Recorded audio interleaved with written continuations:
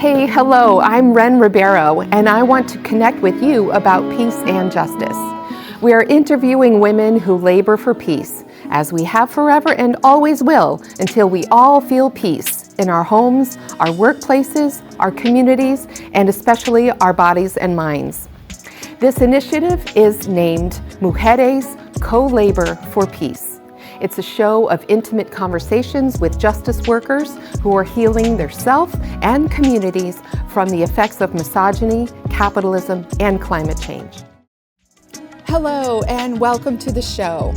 This Mujéres Co-Labor for Peace show is about taking steps one at a time to heal the effects of misogyny, capitalism, and climate change. And this episode is one I have been waiting to produce for a long time, and will reflect on the Karen media frenzy, not through the typical lens of cancel culture. My wish is for you to explore this topic with me, one that you might not otherwise immerse yourself in, and that afterwards you feel a bit more inspired and peaceful about life. My name is Ren Ribeiro, and I wish you complete wellness and lasting peace. This moment is all we have. So the invitation is to arrive to this moment by asking ourselves, how is my beating heart? Now, my beating heart is pretty quiet. And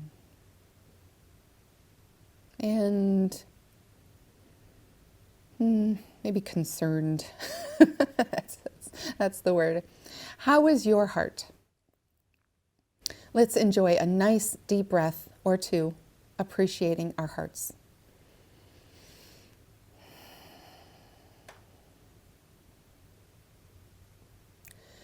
The intimate conversation today is about weakness and courage, specifically through the lens of the Karen, portrayed on anti-social media as the cringy, middle-aged white woman with no filter who verbally assaults and threatens others, most often people of color, as she embarrasses herself for being culturally ignorant.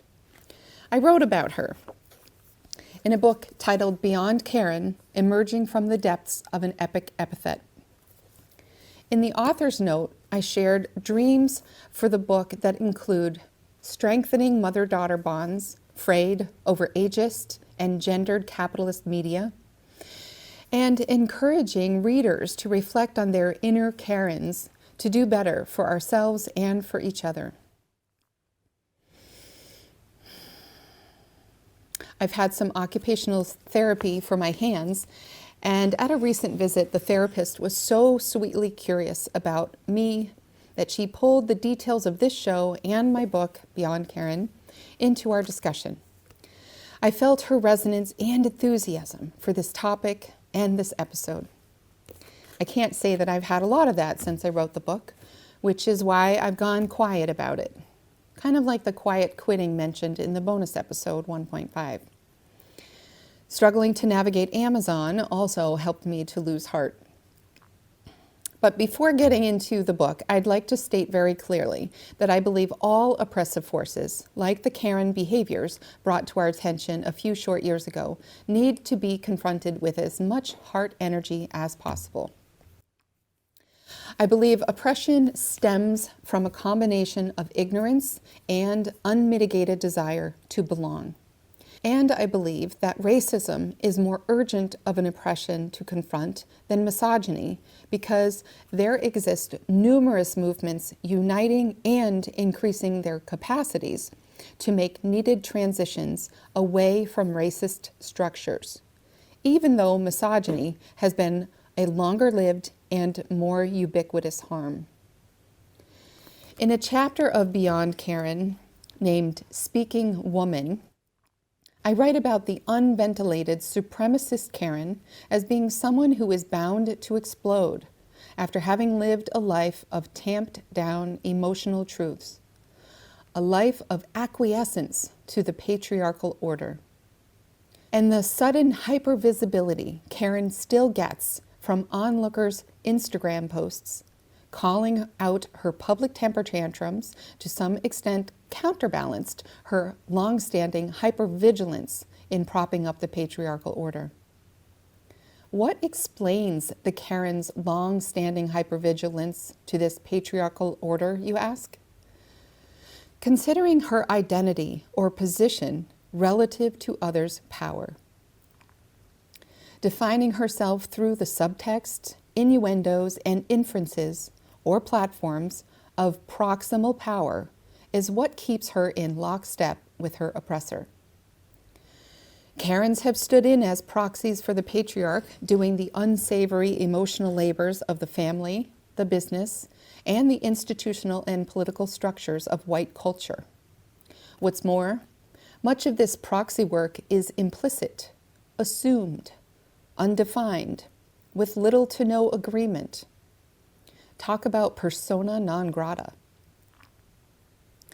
Karens, a long time ago, were the Miss Anns of the southern plantations, the masters' wives who looked the other way while black men and women were violently disabused of their very bodies and souls.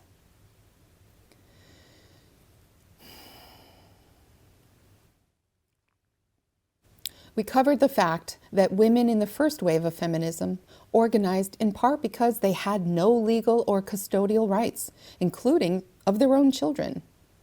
We can imagine how tough it was to speak truth to power with no other leg to stand on. In Recollections of My Non-Existence, Rebecca Solnit, a brilliant feminist political activist, challenges the patriarchy's insistence that women are categorically unqualified to speak with. She says, quote, "Credibility arises in part from how your society perceives people like you. And we have seen over and over again that no matter how credible some women are by supposedly objective standards, even reinforced by evidence and witnesses and well-documented patterns, they will not be believed by people committed to protecting men and their privileges. The very definition of women under patriarchy is designed to justify inequality, including inequality of credibility." Karen was the most popular name for girls in the late 1960s. An attempt to divert the nation's attention away from Black Lives Matter and to slow down the masses of white folks joining the movement for racial justice after Derek Chauvin murdered George Floyd was arguably achieved by directing the nation's attention to racially charged outbursts by middle-aged women, white women generally. And what better single name to represent this pliable and easy-to-target demographic than the sure-to-be middle-aged Karen? The underlying message to Karens was clear.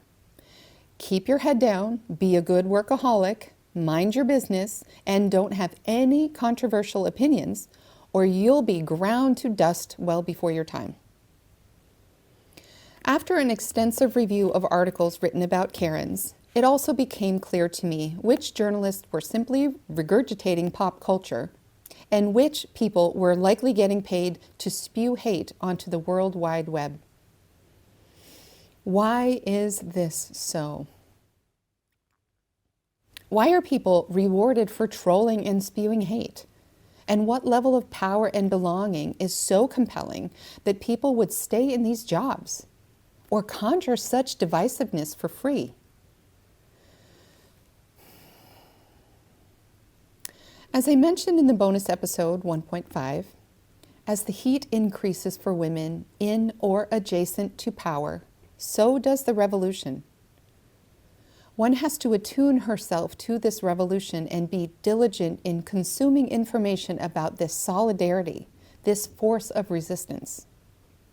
How we feel while consuming information is the key. Collective empowerment feels much better than divisive soul-crushing.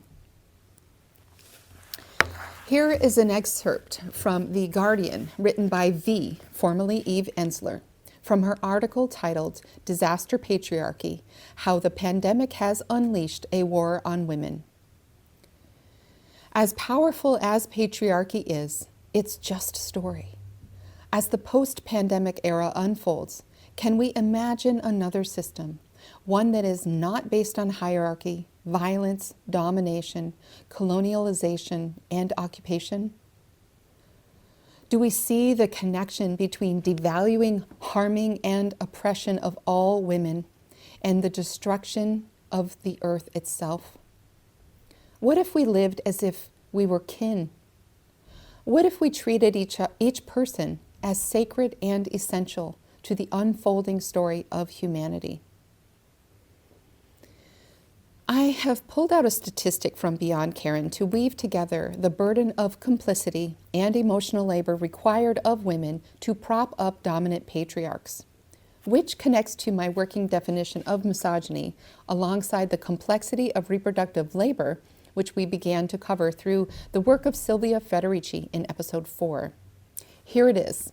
A March 2020 United Nations study looking at gender inequality and attitudes toward women, and boiled down by Annalisa Morelli, put a mind-blowing statistic on bias against women. She reports that 90% of people worldwide, men and women included, have an innate bias against women. I do find myself pulled way out of my heart over the fact that Morelli's organization visually tagged my state senator in this post. And being that I can acquiesce, like the best of them, when I'm not hypervigilant to my own emotional truths, I actually bought this BS and let it fester inside me, just like a good Karen. It wasn't until the United Nations General Secretary came out with another ridiculous statistic in March this past year that it will take women another 300 years to reach parity with men that I understood Federici's concern with the UN appointing itself in charge of de-patriarchalizing the international power structure. Wouldn't it seem to anyone paying attention that the UN is inferring that misogyny is endemic to a United Nations? Since 1975, when mobilized women were mostly racially united and formidable, the United Nations has instead effectively thwarted empowerment of women. Because I wanted to check my emerging bias here, I am deep into a new book called The Cunning of Gender Violence, Geopolitics and Feminism. So far, my gut instinct resonates with these high-profile academics' research about the United Nations and other agencies supposedly mitigating state and gender-based violence against women. When I watched videos of Karens screaming about their medical conditions or raging at cashiers for any number of perceived slights or offenses, or even threatening to call the cops on an African-American man watching birds and taking pictures of her being mean to her dog in Central Park. And by the way, that Karen and that black man reconciled fairly quickly, which we don't hear about. But Central Park Karen's career, after 45 million views of her racist response to being videotaped, also blew up. Why was their prompt reconciliation not news?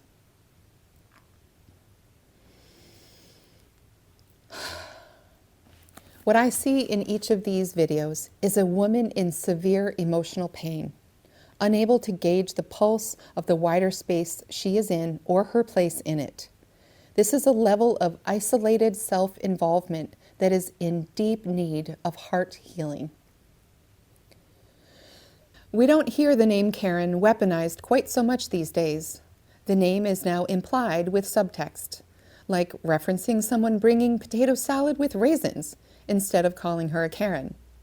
This comes from the Karen spoofed on Black Jeopardy. That's funny, isn't it? I mean, doesn't everyone need to let off a little steam and poke fun from time to time? I don't think so. I laugh very easily, and I also agree that an eye for an eye makes the whole world blind. If we honestly attend to our own aches and hurts and harms, without shifting the burden of grief onto anyone else, and at least have intention to care about others' aches and hurts and harms, we are able to widen our perspective and take into account the well-being of everyone involved. Maybe not in activated moments, but soon, if we practice. I've had a hard time preparing for this episode because I get flooded with thoughts all at the same time and struggle to put them in a logical order. On a recent weekly Zoom, a chosen sister asked if they could share an insight about me. Suggesting I had ADHD had never sounded like such a compliment. I felt truly seen. I share this only because there are so many elements of the Karen phenomenon that tie to misogyny and capitalism. Beyond Karen, emerging from the depths of an epic epithet, puts these elements in black and white, but doesn't exactly weave them together. In one chapter, I wrote a series of Dear Karen letters. In one, written as demonstrations began over the utterly broken, corrupted, dragged-out judicial process that the Taylor family and the Louisville community endured after Breonna's murder, I wrote about a sign. The sign said, "Cops are just Karens with guns." My name used to be Karen. My older sister named me this, given its popularity at the time. So here's an excerpt from that letter.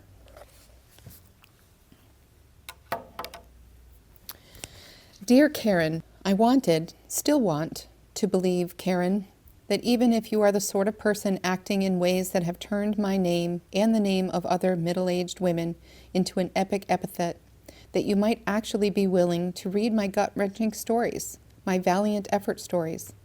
I want to believe that all the people who could be called Karen, so hard-hearted about the effects of misogyny and racism as to continue to perpetuate hateful beliefs of white supremacy and to perpetuate with unexamined white behaviors evil upon our black and brown and native brothers and sisters, might be willing to look deeply and find within the courage to change and make amends.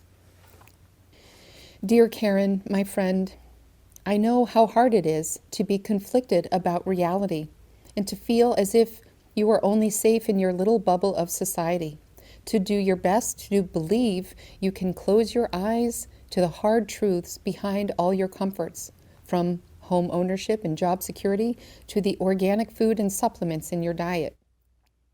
I know how impotent you can feel when you've mustered the courage to advocate for change and ended up feeling as if you were just standing naked in the cold.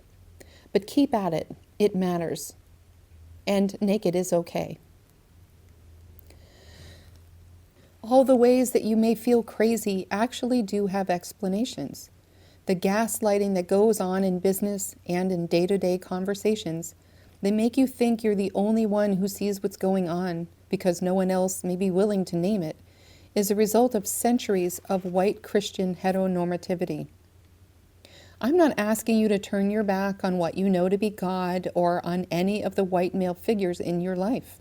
In fact, 97 out of 100 of them may be just as terrified and traumatized by the cognitive dissonance as you are.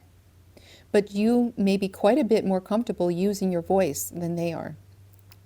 So I beg you, please feel what is going on before you speak.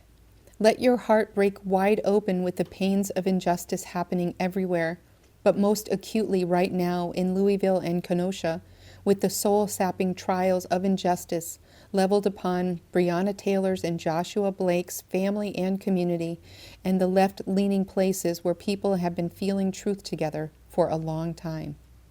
Trust that this fight for justice is not just real, it is righteous. And lastly, trust that for better or worse, we are all in this together.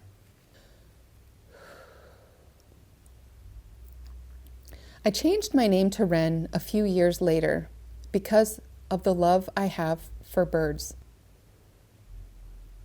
This episode of Mujéres Co-Labor for Peace explored my book, Beyond Karen, Emerging from the Depths of an Epic Epithet, along with excerpts from Rebecca Solnit and B. Karens Like many white women propping up the patriarchy and her perceived proximity to power, exploded on anti-social media as white people were joining the Black Lives Matter movement. These women got called out one by one through corporate-run media and the throngs of people seeking belonging and likes and followers.